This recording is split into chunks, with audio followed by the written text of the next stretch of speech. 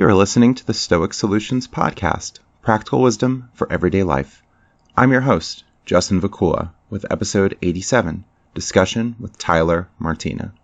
Around this time last year, I spoke with Tyler of the Mr. Inkwells Tattoo Shop concerning Stoicism on the topics of happiness, overcoming adversity, finding meaning in life, self-improvement, and mindset. Thanks to listeners who have re-engaged with my podcast and for positive comments on new episodes this September 2019. Welcome, of course, as well to new listeners. Enjoy this discussion, a blast from the past. So for those out there who might not really know exactly what Stoicism is, can you kind of explain the key principles in a nutshell? Sure. I like to think of Stoicism as a virtue-based approach to life aimed at achieving contentment. I like to focus on topics like acceptance, gratitude, finding meaning in life, coping with adversity, with the recognition that there are lots of ups and downs in life, suffering as many would call it. How could we build some mental toughness? How can we get through some trying parts of life? And how can we also help others and be a part of society? Definitely. And then Stoicism is really, like you said, when you're training yourself almost to be a Stoic, it's a lived philosophy, right? Philosophy sometimes gets a reputation as being very much in academics or in an ivory tower and really not applicable to everyday living. But I find Stoicism to be very practical. And as my podcast title suggests, offering solutions for everyday concerns people have.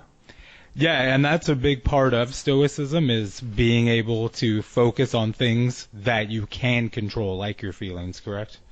That's right. It's big points in many of the Stoic authors. We talk about Marcus Aurelius, Seneca, Epictetus, distinguishing what's inside and outside of our control, and sometimes there's a little bit of both. So it's something to really sit down and reflect upon. Many problems we can create for ourselves, Seneca particularly notes, are of our own making. Right? We're making situations worse. We're not adjusting to that. Our perceptions aren't aligned with reality. So we ought to work on having a clear picture of life and being able to better cope with some emotions or feelings that we have. It's not to say that we're going to discard feelings, discard emotions. It's a human thing that we're going to have certain reactions to events that happen. But what should the proper reactions be? Surely some are better than others, so we can work on acting, behaving, responding appropriately. Yeah, a lot of people, when they think of Stoicism, they think of somebody just almost like the Webster dictionary definition of a Stoic. They think of an unemotional person just sitting there almost like a robot, but that's not the case. Right. Even some people describe it as a more Western form of Buddhism, as I find a lot of overlaps between the two approaches. Yeah, I totally agree with that. I'm 100% on board. And with me, because I from the United States, so I grew up with a Western philosophy sort of taught to me just naturally from my environment. It was really hard for me to relate to how things were worded in Buddhism and kind of the mystical connotation there.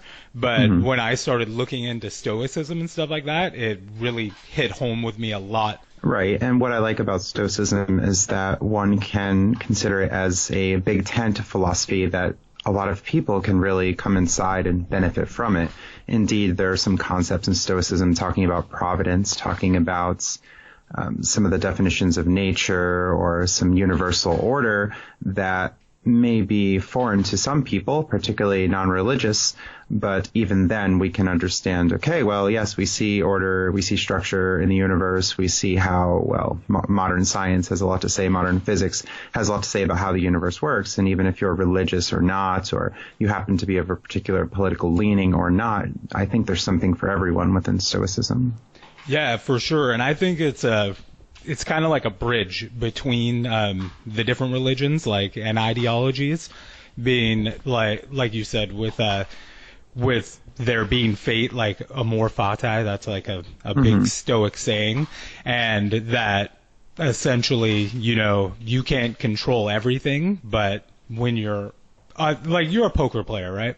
That's right. All right. So I think Stoicism and poker, there you can draw a really good analogy there with playing the cards that you're dealt, right? Oh, absolutely. There's certainly many themes about games and gaming, some analogies, especially in Epictetus, talking about imitating those who play games of chance or dice, as he says. The counters are indifferent, the dice are indifferent, but what does come up, I use that with my skill and respond appropriately.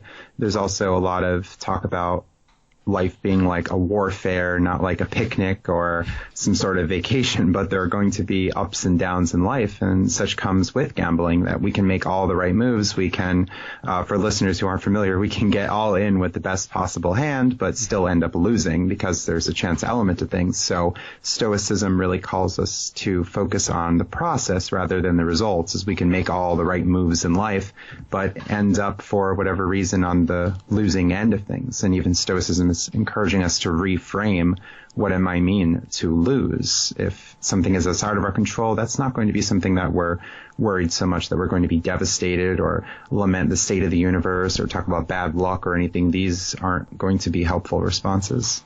Yeah, definitely. You don't want to pin all your hopes on things like we talked about earlier that are out of your control. Right. And even in the realm of language, you hear people talking about things such as, he made me angry, they forced me to do that, it's their fault, they got me so upset. And this is very foreign language to the Stoics, in that they're saying, well, we're supposed to take responsibility and accountability for ourselves, that we can become better trained to respond to things that might be associated with stress, and even reframing language and not blaming others and taking that accountability is definitely a step in the right direction.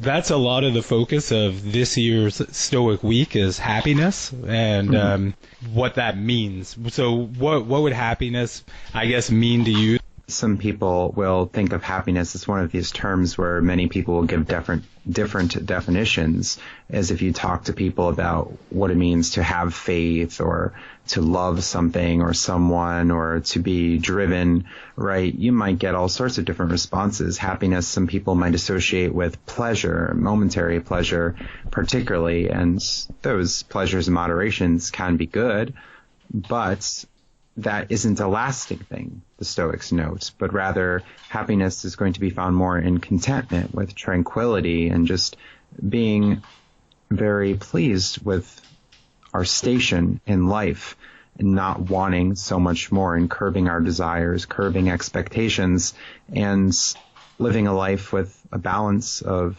challenge, balance of rest, balance of meaningful work or meaningful activity in which one is benefiting others, self-improving. And the Stoics really leave this question open. They don't say, oh, this is one particular life, this is what you should do, but rather alert us to the fact that we all have skills and talents and that we play different roles in life. We could play those roles well, being part of society and contributing some sort of value. I personally like the fact that if you read like Seneca, he talks about it a lot too, one of the big three of Stoicism, that suffering wouldn't happen if it wasn't part of what a whole life was. Yeah, there's the talk of suffering just being something that's inevitable, that it's not always going to be joyous, that there's going to be change. It's just inherent to the universe. There's going to be death, destruction, decay. Empires will rise and fall. People will come and go. Memories will come and go, right? It's just part of life. It's not just going to be this steady calm, but we could appreciate the positives that come amidst some of the downturns, and once again, learn to respond well to what some would consider to be suffering. Yeah, and actually, embrace the suffering a little bit. That's one of the things that I get out of it, is that it's part of nature, just like you said with like death and all of that. That's part of everything, and you kind of want to love, quote unquote, everything, even if it means suffering every once in a while. That's part of the human experience. Right, something that would give us some sort of call to arms, some call to action with which we can improve and help others as well, rather than just a life where we don't experience any kind of challenge. We're just, say, sitting on a couch and watching some mindless television for our lives. That wouldn't be a happy life in my estimation. I wouldn't want to have a life like that, but rather I want to be challenged. I want to learn new things. I want to grow. I want to be active. I want to take on some new roles, some new tasks in life. And that would be something that I would consider to be pleasurable.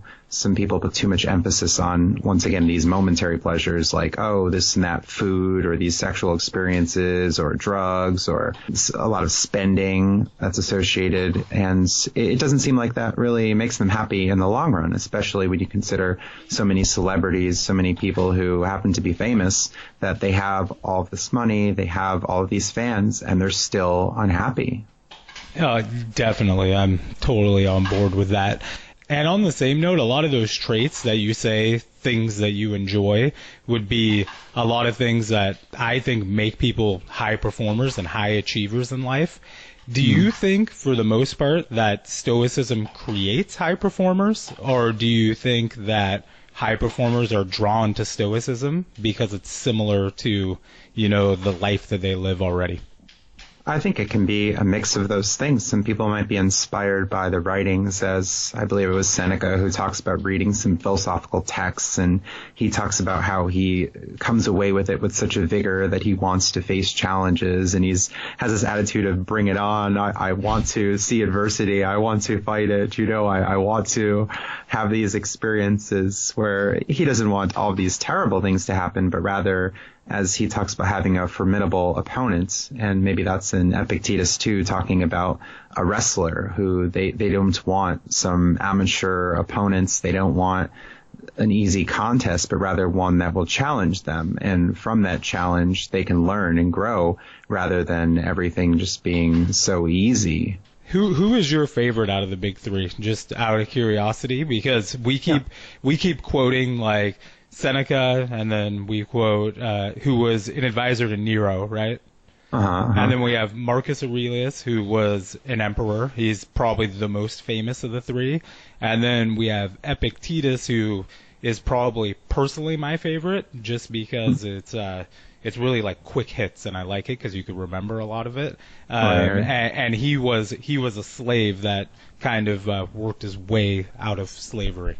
The wit and humor of Epictetus, some of the quicker passages, as you mentioned. And Marcus is an interesting figure because he's had so much power, but yet he writes about some daily struggles that he has in dealing with, as he says, difficult people, that this is something we should prepare for. And even as the emperor, it's interesting to see those contrasts, and you get the inspiring passages like being the rock or being the promontory in which the waves crash, and a lot of inspiration through there. Seneca I particularly like because it seems that he blends a lot of psychology and counseling into his work, as they might not have called it that back then, but that's a background that I have, that I'm studying counseling and applying Stoicism in that. So I find a lot of nice passages from Seneca that I've used on my podcast and even with some clients that I've worked with.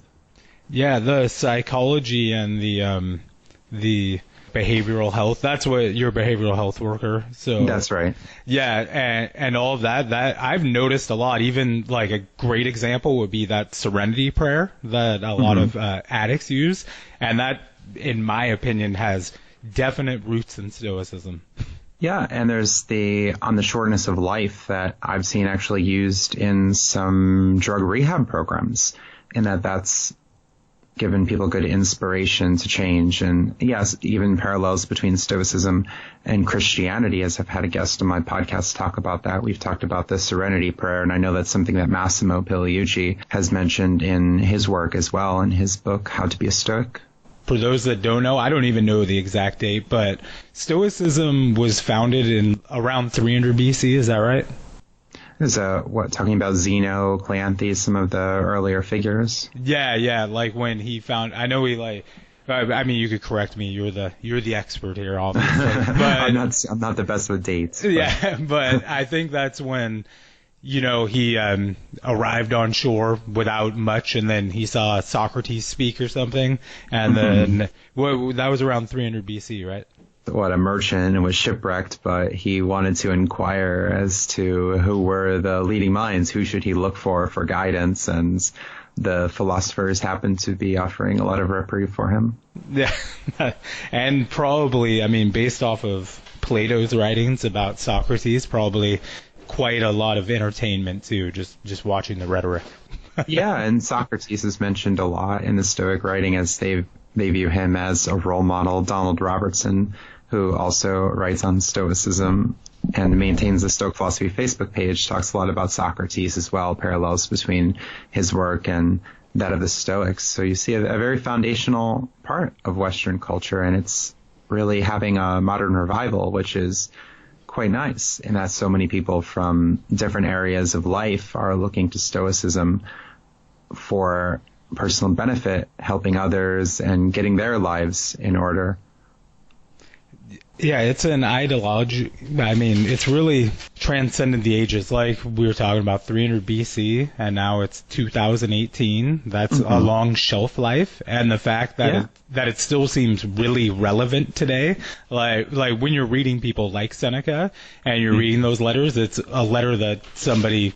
That's right. It's an interesting thing to see that many of the problems that they faced back then are still here today. Seneca talks that there's this one passage he has to his friend Lucilius, I believe it's called the degeneracy of the age, in which people are talking about a new thing that's come about. And he said, no, there have always been things throughout every age of history that people say have corrupted society, or this and that is bad about human nature. And you hear people talking about the good old days and how great it was back then, but there are always some social ills or something that isn't always the best for society. So even back then, people have had their concerns. Life has been difficult back then, and it still is today. And even now, we just have so many more resources.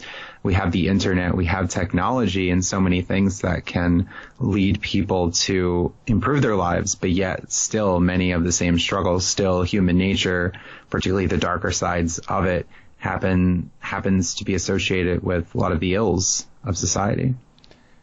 How do you feel about the social and political climate in America right now? What's your opinion on it? Yeah, it seems really difficult in that many people are just seeming to go along with their ideological camp, and they're not really concerned about having the discussion. It's demonizing the other side. It's really not being charitable toward political opponents. It's very, very difficult to have the conversations, and it's just about, can my team win here? How am I going to try to throw down the other guy? And just so many exaggerations, and it just gets really divisive and really heated, and it's really difficult. I find myself one who's not even one to embrace labels, because I think, well, do I want to be associated with this or that person who uses this label? Maybe we can talk about ideas instead, or we can focus on an issue-by-issue basis, but it's just really hard now. It seems to be a difficult place to be in modern society with all of these different people, labels, identities, and I wonder, where do I fall? So I try to stray away from the labels there, and I'm just seeing a lot of difficulty with many sides. Totally on board with you there. I think if you start drawing lines, or whatever you want to call it, it definitely makes things a lot more difficult, and makes decisions turn into fights rather than actual debates or arguments to find a solution. It was interesting in that I was talking to a religious person recently, and right out of the gate they were assuming, I don't want to debate. I'm sure we disagree on this, so I don't even want to talk about it. And I said, well, maybe that's not the case. Maybe we can find some agreement. We could find some common ground. And if we don't, then maybe we can talk about it and better understand each other. But sometimes that's how the conversation is, that people either don't want to talk about it, or they just assume it's going to be heated. And perhaps that's a self-fulfilling prophecy. If they think it's going to be heated, perhaps they'll be heated, or they just can't have the discussion in a more rational, detached manner, where the Stoics are talking about truth is truth no matter where it comes from. And really, you want people to engage your ideas. We don't want to be wrong. We don't want to have an ignorance is bliss attitude, or just check out. We can have humility and say, well, I've changed my mind in the past. There's been new information, and we need to revise our beliefs and be open, not too open, of course, in that we're just going to accept any idea that comes on the table and join the Flat Earth Society or whatever other fringe group is out there today, but rather to have that open-mindedness and the willingness to revise our belief. I think Seneca talks about it too, where he says, you're supposed to take a lot from philosophy, but you also have to give back and be able to adjust it as you go. Yeah, he talks about appreciating the people who have come before us, but we're not to be completely tied down to their ideas, that we can recognize people as teachers, but it's not the final say on things, that we want to continue investigating. I mean, that's what philosophy is. It's essentially an ongoing investigation to live, in my opinion, the best life that you can. That's right, and to recognize the progress that we can make as well, whereas many people will want to just give up initially, or they'll say that they want something, that they want to change, but do they put in the effort? Are they going to be too hard on themselves if they happen to not have progress so quickly? And even Epictetus talks about dealing with anger, that anger would be a significant issue for him, but he noticed himself gradually becoming less angry, and he was very happy about that he would, I think it was like celebrate at Thanksgiving or give himself a pat on the back or something, until it became more of a gradual issue. And that change isn't going to happen overnight, but we can embark on a journey and become better. We can recognize, going back to poker, there's a lot of talk about finding leaks in your game and areas that you can improve some mistakes that you might be making. And poker's really drawn me to look at life and saying, where are my life leaks? How can I better optimize the way I live? And Stoicism calls us to do that. How can we use our time better and not squander the limited time that we have? Where should we be spending our time? Who should we be associating ourselves with, right? There are a lot of questions that we should ask of ourselves, and people, I think, should be eager to do this and say, well, yeah, this life is short. Yeah, our death can happen at any time. So let's really make the most of it while we still can. And I think that's a big reason why what scares people a little bit. So me personally, an example that doesn't have to do with philosophy that exactly is I work out a lot, and I hurt my shoulder. And so what I had to do, even though I was used to working out the same way over and over, but that was obviously causing bad things to happen to me physically, I had to say, all right, maybe I don't know. So I had to, and that's scary for people to do. I had to say, maybe I don't know, and I had to relearn from the beginning how to work back out. And I had to start at a really low place to get back to where I was at now. Years later, I'm back to where I was and better than ever, which is good. And I think it's kind of the same with philosophy, is that people think, you know what, let's just, capitalism ideology. Like, the more money I make, the better my life is. Like, that's how people feel in America right now. But if you say, well, maybe not. Look, right now you're having these consistent problems that recur over and over again. Maybe true virtue is something that you should go after. That scares people because they think, you know what, I already have this figured out, but wait, I have to fucking start all over and reevaluate what I'm doing. Do you think that may be why people are kind of scared to take that leap? Yeah, well, first, the money thing is interesting. The Stoics talk about money just being an indifferent, that it can make our lives better, but it also can make our lives worse. So it's a question of how are we going to use the money.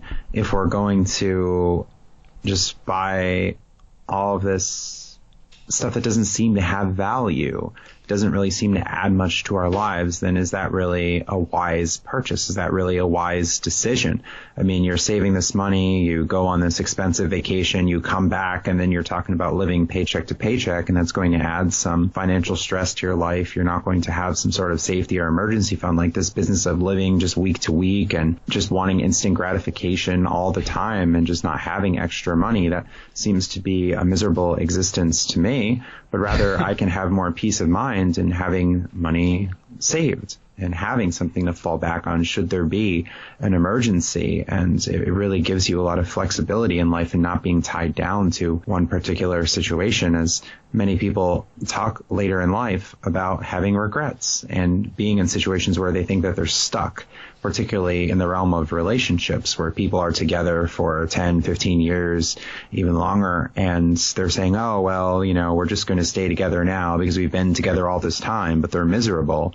And what real good is that? I can't really see much positive coming with that. So yes, reorienting and saying, well, okay, maybe it's not money that's going to fix everything, but rather the way I think about life. And I want to, yes, have this virtue or value oriented mindset and really reevaluate and constantly be asking those questions. And what value does this have? Is this a wise decision? How should I structure my day? What are the goals that I want to achieve? And not procrastinate and get at it even a little bit at a time, as I mentioned. How would you get somebody you started on Stoicism? What would you say? Would you say would you introduce them to some of the ideals, or would you say, here's some reading material and let them check out meditations or something? What do you think the first bite to get somebody addicted would be?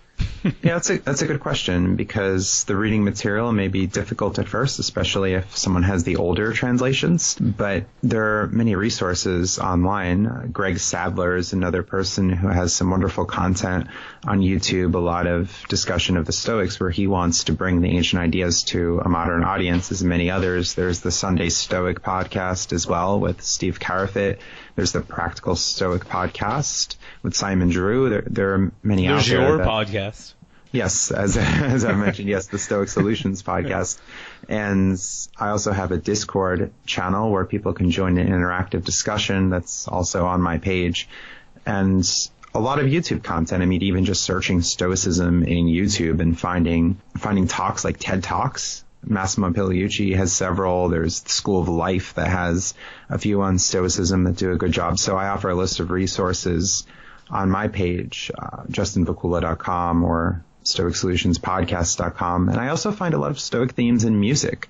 That can be something that can really reach out to people, especially if they're already familiar with the artists or they're looking for something else that has these Stoic themes. What are some Stoic jams or some Stoic artists? Yeah, one of the first that comes to mind is a band called Cellar Darling. They were a guest on my podcast. They were very gracious to attend, in that one of their songs, now titled Hullabaloo, was originally titled Tears of a Stoic, in which they wrote about a difficult situation that happened in life that really challenged their inner strength, that challenged their fortitude, and wondering about all these emotions that just come flooding across and how they are to adjust to this. So that song Hullabaloo is particularly good from their album This Is the Sound. They also have another one called Under the Oak Tree, which is an appreciation of life and a meditation on death, just recognizing that we take for granted the time that we have with others, in that we think that, oh, it will go on forever,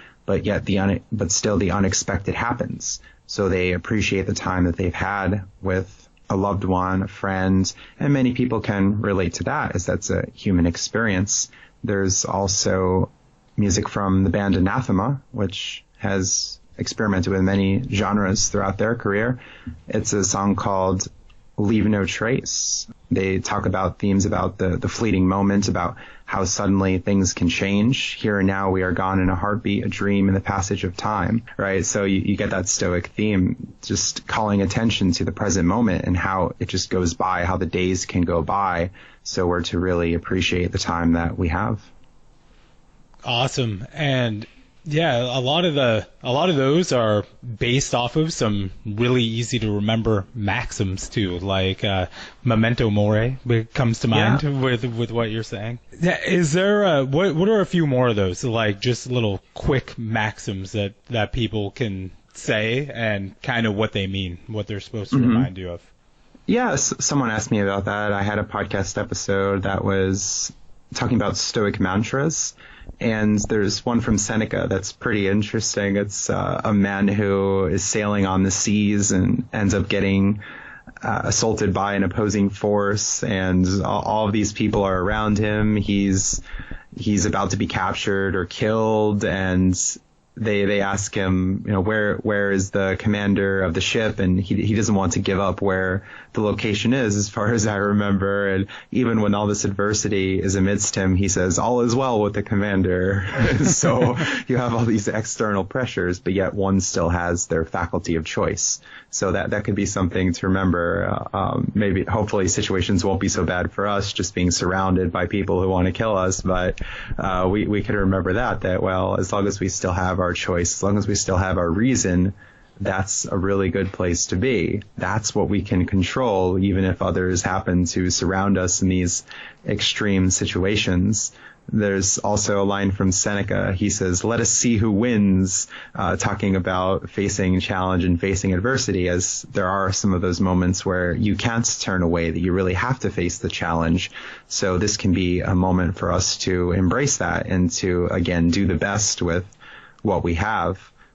And Marcus Aurelius also talks about the obstacle being the way, right? And not just seeing something as a barrier, something that's going to stop us, but rather to try to find a way to solve the problem, right? We can look at life again as a game or a challenge, and that can be something helpful.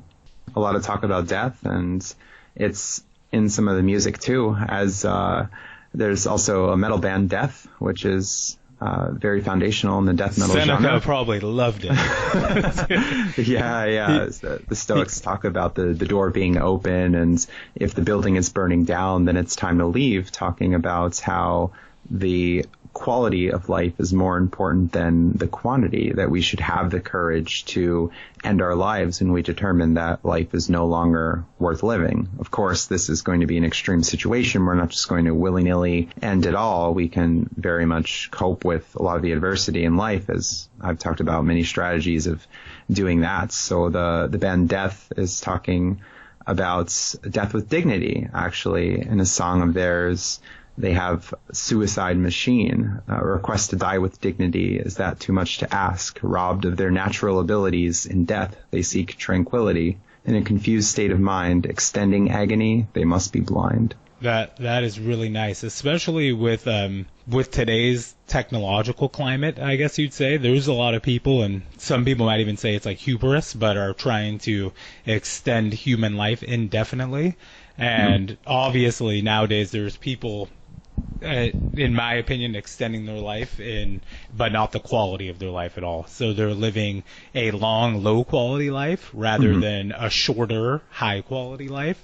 Yeah, and I think even in Seneca, there's comparison of life to a play or acting. He's saying that it's not the length of the play that's important, but rather the quality of the play itself or the acting, right? So that's another comparison they have there. And another Death song, Pull the Plug, it has the lyrics, life ends so fast, so take your chance and make it last. That's great. Yeah, and Seneca, I'm pretty sure it's Seneca who talks about it too. He says that I've made the joke about before, this dude talked a lot about death, everybody out there. So if you listen to some Seneca, don't be afraid to hear about dying and how to die well. He says there's only one way into the world, being born, obviously, but he's like, men can actually choose whatever way they want to leave the world. Yeah, absolutely. And it's not to have such a morbid or nihilistic view of things, right? But rather to say, oh, well, we could actually prepare for this. That is associated with so much anxiety, and not to see death as such a horrendous thing. Of course, we're going to prefer to live, but again, what's inside and outside of our control.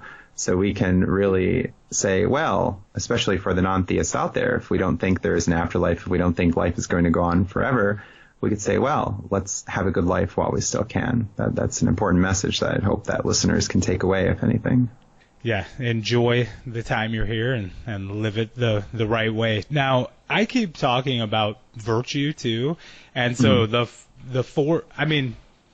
I guess personally I would think wisdom kind of encompasses all of them, but it would be wisdom, temperance, there would be justice and courage. Those would be the four pillars, right? That's right, yep. Which one of those do you think is people have the most trouble with right now? Would you say it's temperance, or it's courage to stand up and do what's right, or justice?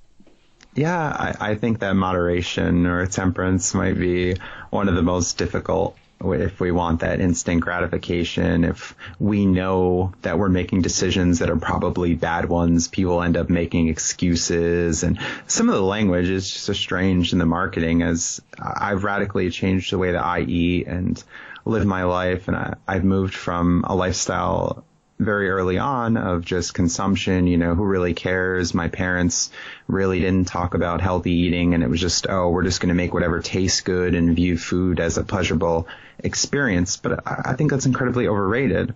If we can instead move to a viewpoint of food being sustenance, okay, we could find some pleasure maybe in the social experience or something that tastes good, but I don't think that's the primary concern. People talk about food being good, but again, we're talking about words that have different definitions or meanings. And if people are talking about, that Big Mac was so good, and to me, I have a nauseated feeling when thinking about that. I don't want to consume a Big Mac. I don't think that's going to add to the quality of my life, especially when there are just so many other options. So people, I think, make many mistakes in the realm of food, especially when you have just so many comparable options that are just so much better that, okay, maybe you can avoid that 5 cheese ravioli and instead go with the veggie topping and the minestrone soup. So, people will talk about, it's just the one time I go out a week, and okay, maybe you could have a cheat day and it just won't be so bland. But there's a lot of healthy food that really tastes good, and that's economical as well. So I think people make a lot of mistakes there. Social media can really draw people in, and they can find themselves squandering a lot of time on that, or perhaps binge watching YouTube. And is this really adding much to our life? So I tend to take a more balanced perspective and offer some time for leisure, offer some time for fun. It's not, as some critics of Stoicism would say, a boring, dull life, right? We're still having hobbies. We're still hopefully blending fun with education at the same time and learning something from that which we are doing.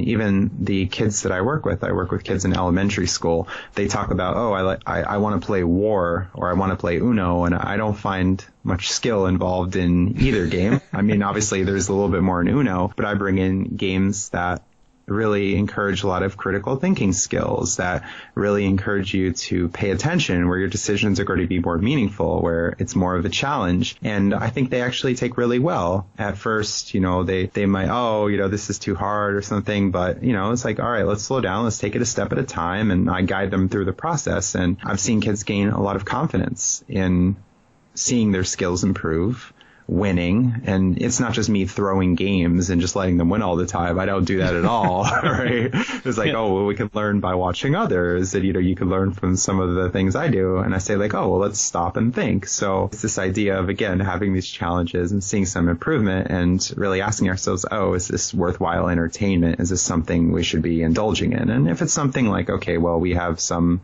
I suppose, some mindless entertainment here and there, but hopefully not too much, right? We'll have some sort of balance in our life. So I think a lot of people have problems with moderation. And I even question a lot of life decisions that people make.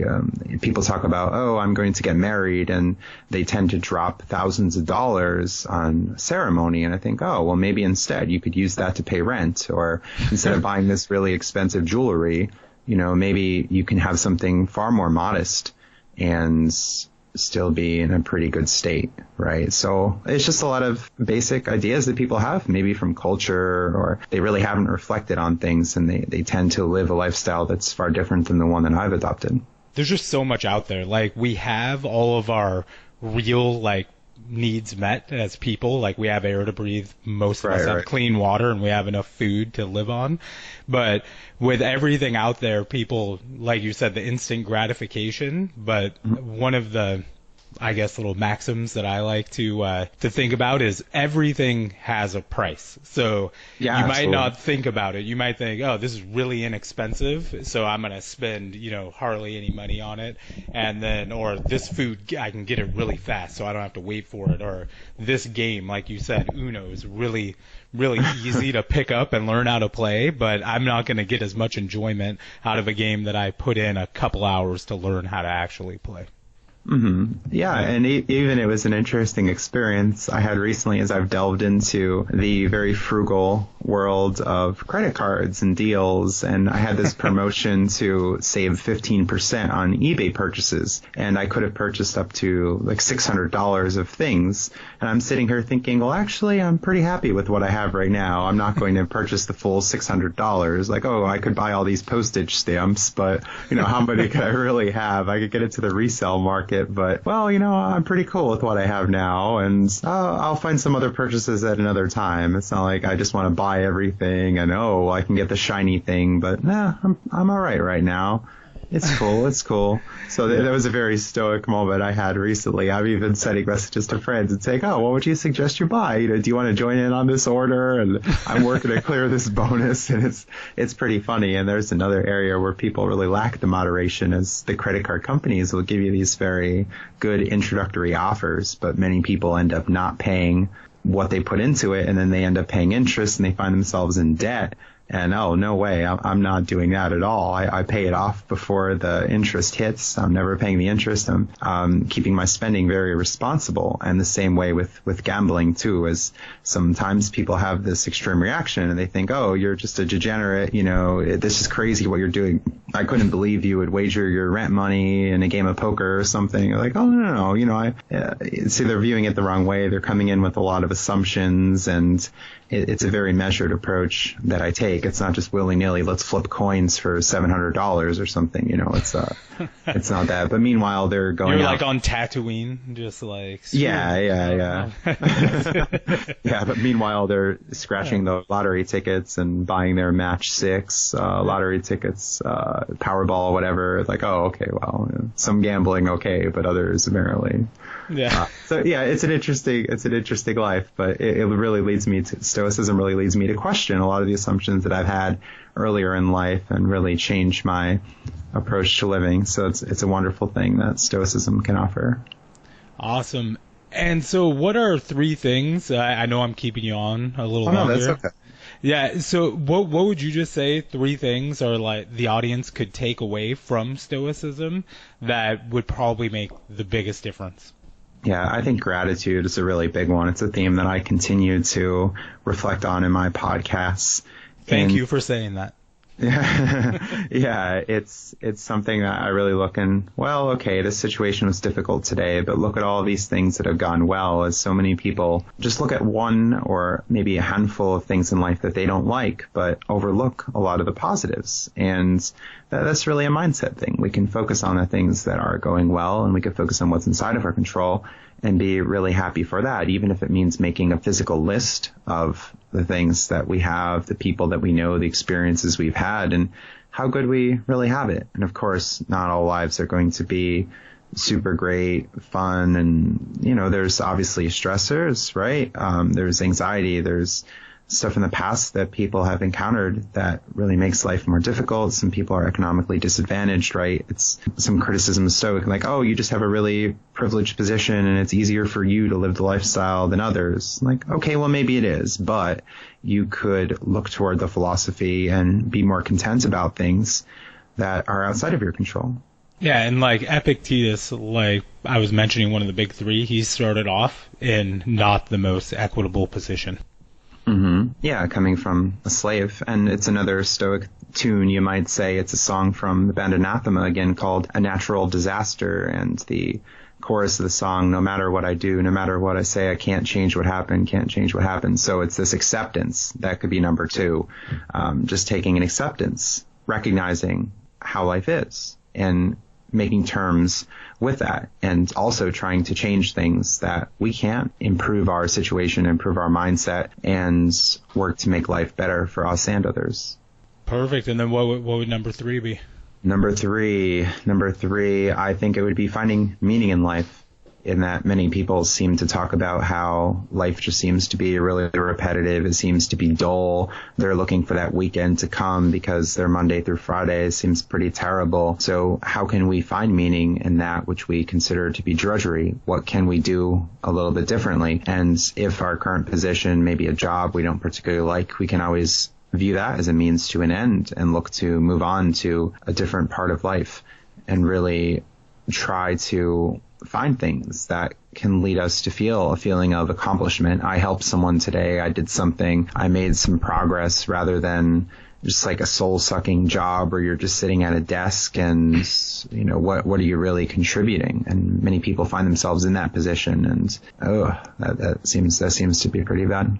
Yeah, and like you said, whatever position you are in, you can, in my opinion, you can do things that are in your control to help try to improve your preferred indifference. So I did a post recently in the Stoicism group on Facebook that you were talking about whether or not I should tell my 7-year-old the truth about Santa, right? So, and I, cause she'd come to me asking, she's obviously was on the fence about it already. So I've already actually done what I was going to do. What would your advice be? Let's see if I made a good decision. One of my past podcast guests is Dr. David Kyle Johnson, who writes extensively on the topic of Santa and whether we should tell our children about Santa, how we should present it. And he actually has a book called The Myths That Stole Christmas, and talking about what he calls to be the Santa Claus lie. And he encourages parents to be more upfront with their children and teach of Santa as a tradition, as a fiction, and not teaching it as a literal Santa, a literal being, but rather talking about how this can really undermine parental role in lying to your kids is not a good thing. The kids can really come to wonder, why is it that the kids who seem to be rich get more and the kids who are economically disadvantaged get far less? And the rich kids might have some really poor behavior, but they still get rewarded for it. He doesn't really think this is an appropriate parenting tool. That, just be on your good behavior just because you want this reward, but rather, no, actually, there are other reasons for behaviors, and you should have some self-respect, and here are the rules, and here's why you should be a good person, rather than just tying it to a gift. So you could look up Dr. David Kyle Johnson, Santa. You can Google, you can find many pieces on it and his book on Christmas and find out more about that. So he has a child as well, and he plans on being open about it and even teaching as kind of a game, an exercise in critical thinking. It's gone pretty far in some circles, as some adults have made what seems to be a mockumentary where they have some adults pretending that they're these scientists and that they found this sleigh runner in a desert, and this is how Santa Claus exists because, look, this is a part of the sleigh and we found this film footage and we could see Santa as we speed through it. And, it's all this thing. They're talking about this is how he can travel so fast in such a short amount of time. And it's like, it goes so deep into this lie. Fabricating a belief in something. Why can't you just teach it in a more honest way, as a cultural tradition, as maybe the spirit of Christmas, even if you want to do it that way, and just not be dishonest about it. It also sets the kid up for some shame, as maybe some of the older kids have found out the truth, and your kid is just sitting there insisting that, no, Santa is real, my parents told me. And then there's this question of, is my parent a liar? Is my parent honest? What else can I doubt? That's what I was really afraid of. Is I'm honest with my daughter literally about everything, but it's just one of those things where people were like, oh, don't take that away from a kid, it's Santa. You're ruining Christmas, you're ruining their childhood, like these. Yeah. I just told her the truth, and it worked out pretty well. So the way I didn't rudely just say there's no such thing as Santa, stupid, or anything like that. But I told her, I basically, because she was already doing the critical thinking, so she was like, how does he get in our house if we don't have a chimney? And she was like, does he just break in the back door? I thought that was funny, that she thought he broke in the back instead of the front. And then she was like, how would he get everywhere in one night? And so I was like, he's not real, but the idea of helping people out is real, and that's what you can do. That's what you should be doing all the time. But we picked December 25th to really celebrate that. And I just basically told her that anybody can be a Santa, that, I'm mom's Santa, and then mom's my Santa. And then I said, whose Santa are you going to be? And then she said her stuffed animal, which I thought was hilarious. But yeah. And it goes even deeper now with the elf on the shelf, and that people are talking about how the elf wakes up at night and creates mischief and is watching your kids. And that took a sinister turn there. So just they make movies about that, man. I know. Yeah. Well, cool, man. Thanks for being on the show. And then I have to ask, I own a tattoo shop, so I ask every guest, do you have any tattoos at all? I do not. Hey, is there a particular reason why? I haven't really put too much thought into it. Some ideas, though, is, if I get a symbol today, would I be happy with it 5 or 10 years down the line? What would the symbol be? What would I do? Is there something that would endure throughout my life? I thought about the podcast logo, and if you see around the C, there are some pips of a 6-sided die as an element of chance or games has been an ever-present thing throughout my life. Back when I was maybe 4 or 5 years old is when I started playing games with Super Nintendo and moving on from other things like that, playing card games, playing board games, playing Dungeons and Dragons, still to today, poker, some other games, right?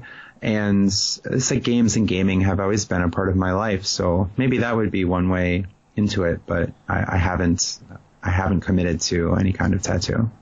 That's cool. That's actually a cool idea. I'm a big gamer too, like Pandemic, Castle Panic, like all those. I like cooperative games a lot, but no, not cooperative poker though. That doesn't end in my favor ever. Actually, during the World Series of Poker, they had an event where you can play as a tag team. It's a tournament where you just have 2 people on a team, and you could work amongst each other to take breaks, and you share the same chip stack. Oh, okay. I was thinking like a 6-person table with 3 teams. I was like, all right, that could get. I think that's illegal in Vegas, but yeah. That would get pretty strange. Although you have some games where there are loose alliances, like hearts, particularly. Yep. Or spades, where you have a partner and then you're playing against a team. Yeah, they're definitely. Yeah, not all cards are anti-friends. Mm-hmm. Or if you just don't like one of the players, you can definitely team up against somebody at the bank. Yeah, sometimes that happens to me in games where they just want to beat me. It's pretty funny. Just after you only. But it always feels good to be the champion after that. It's like a Monopoly. Like, everybody knows. It's funny, too, how in Monopoly, it's almost like real life. Like, if you start with buying the slums, you end up ruling the board. But yeah, then once the people get mad at you, they've already lost. So it's just the corporation. There's a game within a game there, right? Yeah. All right, very good. Yeah, thanks for chatting today. Yep, and listeners, you can find my content at justinvacula.com or stoicsolutionspodcast.com. Yeah, and then is there anything else you want to promote, anything like that, or was that it? You'll find me through there. I'm on Facebook, Twitter, Instagram. The podcast is on iTunes, SoundCloud, Stitcher, many other platforms, and also YouTube. All right. Thanks, Justin. And yeah, talk to you soon, brother. It was a great time. Bye. Thanks a lot. Bye. Thanks for listening, and stay tuned for more content, especially a second podcast project in weeks to come, which will focus on credit cards, deals, and travel for next to no cost. I'll be at StoicCon 2019 in Athens, Greece, thanks to the wonderful benefits which come with credit cards. Round-trip flight and 5-night hotel, paid for with points. See my website for a credit card questionnaire where you can answer questions and be guided in the right direction. Visit my website at stoicsolutionspodcast.com where you can email me, connect with me on social media, find past episodes, and join my Discord chat server for interactive discussion. Support my work through Patreon, PayPal, the Cash App, and referral links by visiting the Donate tab on my website.